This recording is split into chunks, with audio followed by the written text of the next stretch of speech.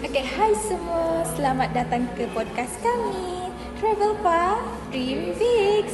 Okay, saya host kamu pada kali ini. Nama saya Mariana. So, episod kali ini memang sangat menarik. Nak tahu sebab apa? Kita menjemput tetamu hebat-hebat kita. Boleh memperkenalkan diri korang? Hai semua, nama saya Nabiha. Hai, nama saya Aisyah. Jadi hari ini kita nak cakap tentang sesuatu yang sangat menarik, iaitu inspirasi melancong. Okey, pada pendapat Biha lah kan. Cuba Biha terangkan sikit inspirasi pelancongan tu apa? Terima kasih atas soalannya. So, secara ringkasnya, inspirasi pelancongan ialah motivasi atau dorongan yang membuatkan seseorang ingin meneroka tempat baharu.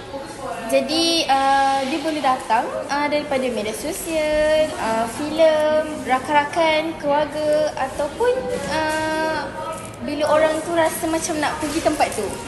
So, sebagai contoh, bila kita pergi ke Langkawi, kita akan nampak matahari terbit, terbenam. Jadi, kita akan rasa macam, okay, jadi kita kena pergi ke sana. Betul tak? Macam excited. Okay, so saya rasa inspirasi pelancongan ni bukan hanya tempat yang cantik. Kadang-kadang dia jadi tempat untuk kita pengalaman baharu. So dengan situ ada makanan baharu ataupun perkembangan diri kita sendiri. Pasal kita cuba benda baru macam Ya, betul tu. Dan itu sajalah daripada saya. Okey, nak tanya Aisyah pula. Kita dah saya sama.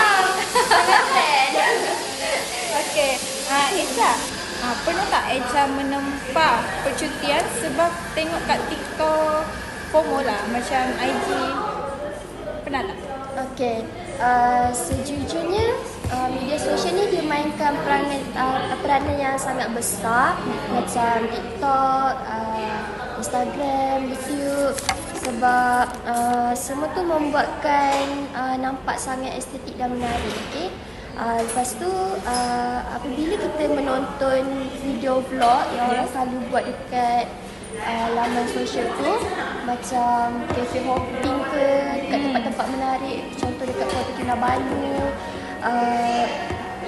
benda tu membuatkan kita rasa teruja dan teringin nak pergi ke tempat tu juga, macam tu. Lepas tu selain daripada itu, kawan-kawan pun mempengaruhi lah sebab diorang pun ada post video dekat story apa semua. Jadi kita pun macam terbayang yang kita dekat situ juga. Lepas tu kadang-kadang kalau kita tengok filem ke ataupun dokumentari, kita pun macam benda tu memberi inspirasi dekat kita dan kita teringin juga nak meneroka dunia.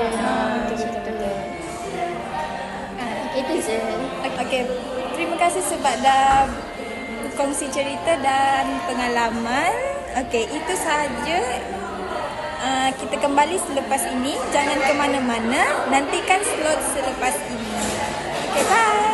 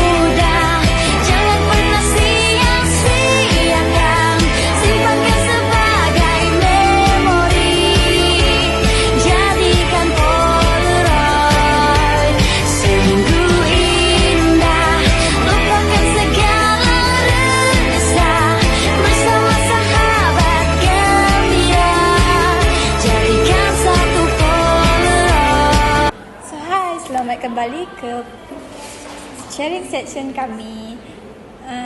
Ini ialah tetamu last kita pada hari ini. Boleh perkenalkan diri? So, hi, nama saya Rabiatul. And hi, nama saya Izzati.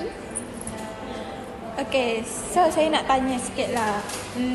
Pada pendapat awak kan, adakah melancong ni dapat mengurangkan tekanan dalam diri? Dan apa yang dapat dipelajari? Okey, kalau bagi pada pendapat saya, dengan melancong ni kita dapat mengurangkan tekanan sebab dengan melancong, bila kita dapat tekanan, macam kita stres, kita mesti nak kena keluar daripada kita punya Comfort zone. comfort zone kan. So kita akan melancong, kita akan keluar daripada kita tempat tu. Tak semestinya kita melancong ke luar negara, kita boleh jadi melancong pergi dekat area-area Macam pantai ke, satu healing. attraction lah, nak hilangkan risk.